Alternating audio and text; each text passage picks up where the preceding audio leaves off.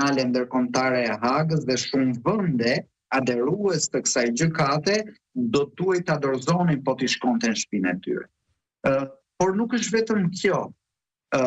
Edhe më parë, edhe para 7 tetorit të famshëm dhe rilindjes konfliktit në Gazë, ata lider perëndimor që kanë shkuar dhe kanë folur në parlamentin e Jeruzalemit kanë qenë shumë të kujdesshëm sepse Jeruzalemi nuk njihet nga shumica e komunitetit ndërkombëtar si kryeqyteti i Izraelit.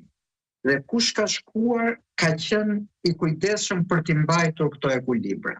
Pra, merr Macronin, merr Sarkozyn, merr Angela Merkelin, të gjithë kur kanë folur para Knesetit, kanë pas një formulë magjike. Ne njohim zgjidhjen me 2 shtete, pra shteti izraelit, shtet palestinez, për të mos tu keq kuptuar nga pala tjetër si mbështetës të njëanshëm të Izraelit. Edhe diplomacia shqiptare spaku 3 dekadat e fundit ka pas lind stajnë zgjidhjen me 2 shtete, që është dhe linja e Francës, e Gjermanisë e Bashkimit Evropian. Po shikosh fjalimin e Ramës, Rama nuk e përmend kur shtetin e Palestinës.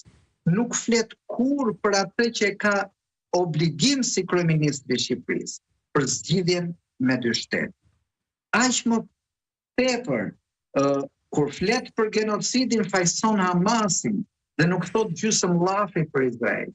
Pra Rama atje ka shkuar si një showman personal, jo si përfaqësues i politikës jashtme të një shteti. Dhe kjo është gjëja që na ndodh shpesh, dhe kjo ndodh shpesh kur pushtetet nuk japin më llogarike njerëzit me votë. Zgjohemi në një mëngjes dhe themi do japim Melonit sovranitet për Shqipërinë. Zgjohemi një mëngjes tjetër dhe themi do prishim ligjin për zonat e mbrojtura se na duhet marrëdhënie mirë me familjen Trump. Do prishim traditën e diplomacisë për konfliktin, diplomacisë tonë për konfliktin Izrael-Palestinë, sepse Rama duhet të bëjë figurën e një lideri botror. Kjo është politikë personale, kjo s'ka lidhje me shtetin dhe ky është problemi i realja asaj që ndodhi në vizitën në Izrael.